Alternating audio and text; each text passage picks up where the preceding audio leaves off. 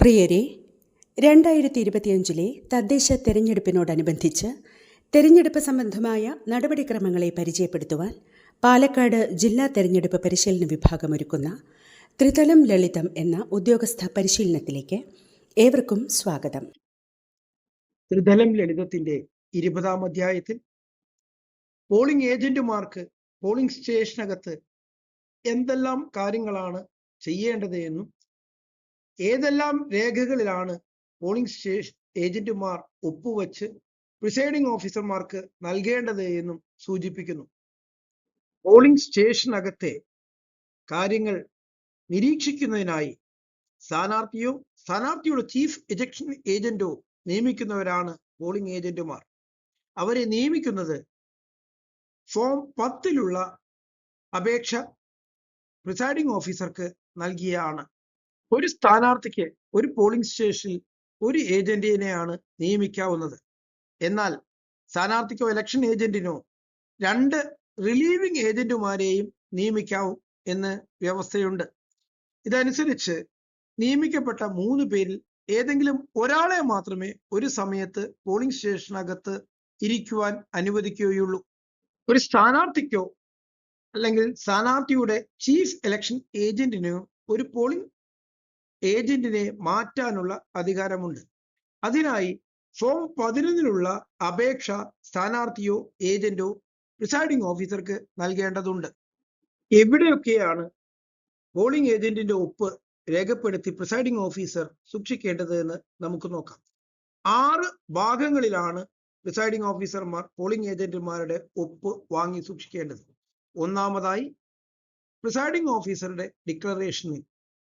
Presiding ഓഫീസറുടെ declaration അഥവാ പ്രഖ്യാപനങ്ങൾ 3 സമയത്താണ് നടത്തുന്നത്. പോളിംഗ് ആരംഭിക്കുന്നതിന് മുമ്പ്, പാർട്ട് 2 പോളിംഗ് നടക്കുമ്പോൾ, പുതുതായി ഇലക്ട്രോണിക് വോട്ടിംഗ് മെഷീൻ ഉപയോഗിക്കേണ്ടി വരുന്ന സന്ദർഭത്തിൽ, 3 പോളിംഗ് അവസാനിക്കുന്ന ഘട്ടത്തിൽ. Declaration of presiding officers part 1-ന്റെ അവസാന ഭാഗത്ത് പ്രിസൈഡിംഗ് ഓഫീസർ ഒപ്പുവെച്ചു കഴിഞ്ഞാൽ പോളിംഗ് ഏജന്റുമാരുടെ ഒപ്പ് രേഖപ്പെടുത്തേണ്ടതുണ്ട്. ഓരോ പോളിംഗ് ഏജന്റിന്റെയും ഒപ്പും അവർ പ്രതിനിധാനം ചെയ്യുന്നത് ഏത് സ്ഥാനാർത്ഥിയുടേതാണെന്നും അതിൽ രേഖപ്പെടുത്തി വെക്കേണ്ടതുണ്ട്.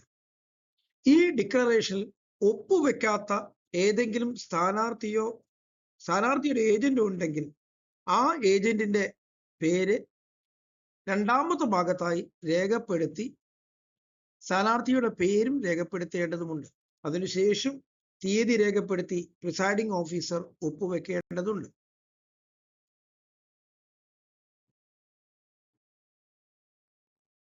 പോളിംഗിനിടയിൽ എന്തെങ്കിലും കാരണത്താൽ ഇലക്ട്രോണിക് വോട്ടിംഗ് മെഷീൻ തകരാറിലാകുമ്പോൾ പുതിയ മെഷീൻ സെറ്റാണ് നമുക്ക് ഉപയോഗിക്കേണ്ടത്.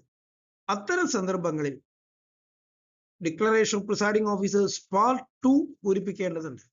ഈ പാർട്ട് 2 പൂരിപ്പിക്കുമ്പോൾ പ്രിസൈഡിംഗ് ഓഫീസറുടെ ഒപ്പിന് ശേഷം ഏജന്റുമാരുടെ ഒപ്പും ഏത് സ്ഥാനാർത്ഥിയാണോ പ്രതിനിധാനം ചെയ്യുന്നത് എന്നും രേഖപ്പെടുത്തേണ്ടതുണ്ട്. ഇതിന്റെ 2-ാം ഭാഗത്ത് ഏതെങ്കിലും സ്ഥാനാർത്ഥിയുടെ ഏജന്റുമാർ ഒപ്പ് രേഖപ്പെടുത്താൻ വിസമ്മതിച്ചാൽ അവരുടെ പേരും ഏത് സ്ഥാനാർത്ഥിയുടെ ഏജന്റ് ആണെന്നതും രേഖപ്പെടുത്തി സൂക്ഷിക്കണം. തുടർന്ന് തീയതി രേഖപ്പെടുത്തി പ്രിസൈഡിംഗ് ഓഫീസർ അതിനു കീഴെയായി ഒപ്പുവെക്കേണ്ടതാണ്.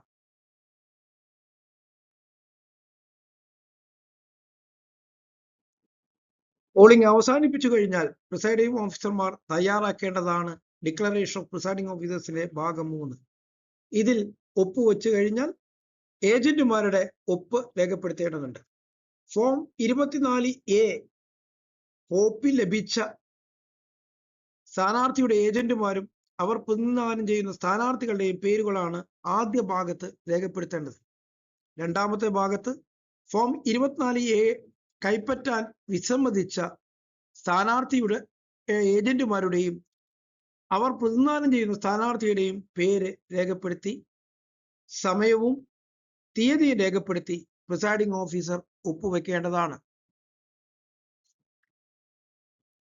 പോളിംഗ് അവസാനിപ്പിച്ചു കഴിഞ്ഞാൽ തയ്യാറാക്കുന്ന ഫോം 24A അക്കൗണ്ട് ഫോഴ്സ് റെക്കോർഡഡിൽ പോളിംഗ് ഏജന്റുമാരുടെ ഒപ്പ് വാങ്ങി സൂക്ഷിക്കേണ്ടതുണ്ട്.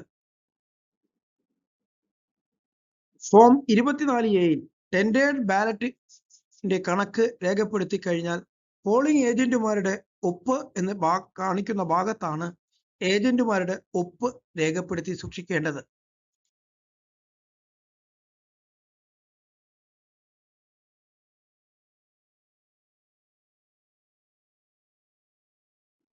Form 21A register of voters entry അവസാനിപ്പിക്കുന്ന ഘട്ടത്തിൽ അബ്സ്ട്രാക്ട് എഴുതിയതിനു ശേഷം പോളിംഗ് ഏജന്റുമാരുടെ ഒപ്പ് വാങ്ങേണ്ടതുണ്ട്. വോട്ടിംഗ് അവസാനിക്കുമ്പോൾ ഫോം 21A രജിസ്റ്ററിന്റെ അവസാന പുറത്തിൽ എൻട്രി വരുത്തിയ അവസാന പുറത്തിൽ ഒരു അബ്സ്ട്രാക്ട് തയ്യാറാക്കി പോളിംഗ് ഉദ്യോഗസ്ഥരുടെ ഒപ്പും പോളിംഗ് ഏജന്റുമാരുടെ ഒപ്പും വാങ്ങിക്കേണ്ടതുണ്ട്. അവസാന സീരിയൽ നമ്പർ ഏതാണെന്ന് രേഖപ്പെടുത്തി രണ്ടാം പോളിംഗ് ഓഫീസറും പ്രിസൈഡിംഗ് ഓഫീസറും ഒപ്പുവെച്ചതിന് ശേഷം താഴെ അപ്പോൾ സന്നിഹിതരായ പോളിംഗ് ഏജന്റുമാരുടെ ഒപ്പുകൂടി രേഖപ്പെടുത്തി സൂക്ഷിക്കേണ്ടതുണ്ട്. പോളിന് ശേഷം EVM സീൽ ചെയ്യുന്ന സമയത്ത് കൺട്രോൾ യൂണിറ്റിൽ ഉപയോഗിക്കുന്ന ഗ്രീൻ പേപ്പർ സീലിലും സ്പെഷ്യൽ ടാഗിലും പോളിംഗ് ഏജന്റുമാരുടെ ഒപ്പ് വാങ്ങി സൂക്ഷിക്കാൻ പ്രിസൈഡിംഗ് ഓഫീസർ പ്രത്യേകം ശ്രദ്ധിക്കണം. പോളിംഗ് കഴിഞ്ഞാൽ തയ്യാറാക്കി പാക്കറ്റ് നമ്പർ 4 വെക്കുന്ന form N14A record of paper seals യൂസിലും പോളിംഗ് ഏജന്റുമാരുടെ ഒപ്പ് വാങ്ങിക്കേണ്ടതുണ്ട്. ഫോം N14A രണ്ടാം പുറത്ത് അവസാന ഭാഗത്താണ് പോളിംഗ് ഏജന്റുമാരുടെ ഒപ്പ് വാങ്ങേണ്ടത്. തുടർന്ന് അതിനു കീഴെയായി പ്രിസൈഡിംഗ് ഓഫീസർ സ്ഥലവും തീയതിയും രേഖപ്പെടുത്തി ഒപ്പുവെക്കേണ്ടതുണ്ട്. ചലഞ്ച് ഫീ അടച്ച് ഒരു ഏജന്റ് ചലഞ്ച് ഉന്നയിക്കുന്നത് അംഗീകരിക്കപ്പെട്ടിട്ടുണ്ടെങ്കിൽ, ആക്സെപ്റ്റ് ചെയ്യപ്പെട്ടിട്ടുണ്ടെങ്കിൽ പോളിംഗ് ഏജന്റിന് ആ തുക തിരിച്ചു നൽകേണ്ടതുണ്ട്. അങ്ങനെ ചലഞ്ച് ഫീ തിരികെ നൽകുന്ന വേളയിൽ കൗണ്ടർ ഫോയിലിൽ പോളിംഗ് ഏജന്റിന്റെ ഒപ്പ് വാങ്ങേണ്ടതുണ്ട്. ചലഞ്ച് ഫീയുടെ റെസീറ്റിന് 2 ഭാഗങ്ങളുണ്ട്. അതിൽ ഓഫീസ് കോപ്പിയുടെ ഭാഗത്ത് നേരത്തെ പൂരിപ്പിക്കപ്പെട്ട പേരും ഏജന്റിന്റെ പേരും ഒക്കെ രേഖപ്പെടുത്തി പ്രിസൈഡിംഗ് ഓഫീസർ ഒപ്പുവെച്ചിരിക്കും.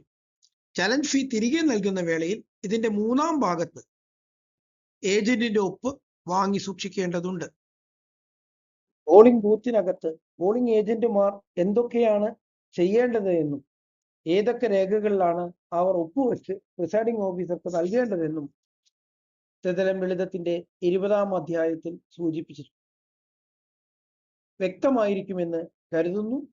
ഏവർക്കും പാലക്കാട് ജില്ലാ തെരഞ്ഞെടുപ്പ് പരിശീലന വിഭാഗം കൃതജ്ഞത രേഖപ്പെടുത്തുന്നു.